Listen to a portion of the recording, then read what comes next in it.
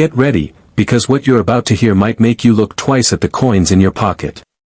Imagine a coin from 1967, just a quarter, worth 25 cents, turning out to be a hidden treasure worth tens of thousands or even hundreds of thousands of dollars. That's the kind of mystery that makes coin collecting thrilling. Today we dig into the 1967 Washington quarter, its story, its ordinary versions, and the ultra-rare ones that can bring jaw-dropping prices. By the end, you'll know what to look for in your change to spot a potential gold mine. In 1967, the United States Mint produced its standard Washington quarters, but with one big twist. From 1965 through 1967, mint marks were removed to discourage hoarding. So every 1967 quarter, whether made in Philadelphia or elsewhere, carries no mint mark. Also, by then, U.S. quarters had shifted from silver to a copper-nickel-clad composition, no silver content. This means most 1967 quarters are just common coins. Billions were made. Because so many were made, and because they lack silver, most 1967 quarters are worth their face value, or something modest above that. In average wear, you might get 25 to 50 cents. Even in uncirculated condition, many only go for a few dollars. And this is what makes it exciting: errors and exceptional specimens can push a 1967 quarter from zero to hero. One of the most astonishing sales recorded was a quarter from 1967 that sold in 2017 for $8,812. That doesn't mean dozens sell for thousands. That was a rare gem. Still, it proves the ceiling is high. Many websites will hype the idea of a coin going for hundreds of thousands, or more, and while nothing confirmed at that level is known for 1,967 quarters, the possibility of a never-before-seen error is what fuels that dream. Let's talk about the kinds of special features or errors you must look for if you want a shot at big value. First, double die errors. A double die, either on the front or back of the coin, happens when the mint die receives more than one impression offset slightly. That doubling shows in letters or design details. Some 1967 quarters have been identified with double die obverse, DDO, or double die reverse, DDR, varieties. These can command premiums over ordinary coins, especially in high grades. Next, planchet errors. These are exciting. Sometimes a 1967 quarter was mistakenly struck on a blank meant for another coin, say a dime or a nickel. You'll see that parts of the design are chopped off or missing. Some of these mistaken strikes have sold for hundreds of dollars. In one auction, a quarter struck on a nickel planchet, using the wrong metal blank, brought a strong result.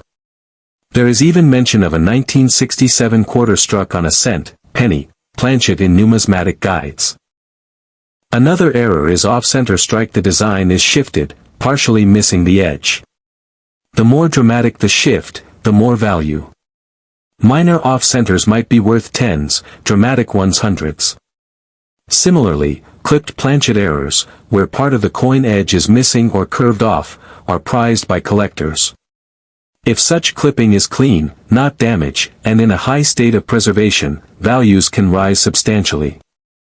Also, there are rim oddities or unusual distortions in the edge that are not from circulation wear but from the minting press. In rare cases these are collectible. And die cracks and cuds, raised blobs where the die broke, also add interest and minor premiums if the coin is otherwise excellent. Then there is the special type of 1967 that collectors seek, SMS, special mint set, quarters. These were struck for collectors, with a little better finish, around that year. They are not proof coins, but they have finer appearance and sometimes command higher price than circulation strikes. A top SMS specimen in SP68 or CAM, cameo contrast, condition, or a high-grade version, can fetch thousands. Even with all that, it's extremely rare to find a 1967 quarter worth tens of thousands. Many of the highest grades sold are in the low thousands or high hundreds. According to coin value charts, a regular 1967 quarter graded MS68 might be listed around $3,000 or more in some guides.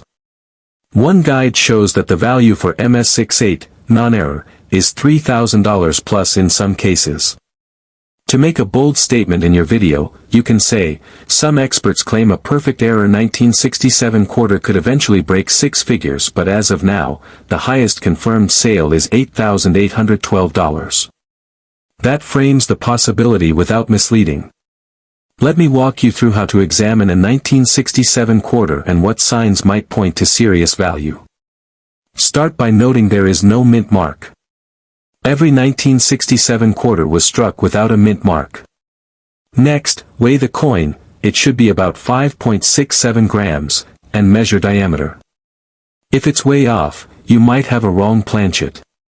Use a magnifier and good lighting to check for doubling in letters, Liberty, Indiana God We Trust, or on Washington's portrait. Look also for off-center shifts or clipped edges. Compare the rim to reference photos of normal coins. If you see something unusual, take good close-up photos. If the coin looks promising, submit it to a professional grading and authentication service, like PCGS or NGC. A slabbed coin with certification drastically increases trust and value. In your video, you can walk people step by step. Look here, see this tiny doubling? Zooming in, the TY in Liberty shows a ghost image. That's the sign of a double die. Or over here, see how part of the eagle's wing is missing? That's off-center. You can film comparisons, a normal 1967 quarter next to one with error features. Show them side by side so viewers can see how subtle or obvious the differences are. Also include stories. Show the $8,812 auction coin, describe how rare that was. Then say, imagine if someone finds an undiscovered error so perfect, it breaks six figures. That's the thrill we chase.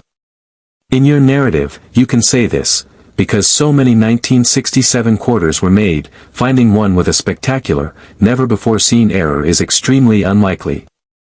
But the possibility is real. If someone finds a coin struck on the wrong planchet, in perfect uncirculated condition, with dramatic doubling, such a coin, if authenticated, could perhaps surpass all known records. That's the excitement. That's why collectors dig through change, roll after roll.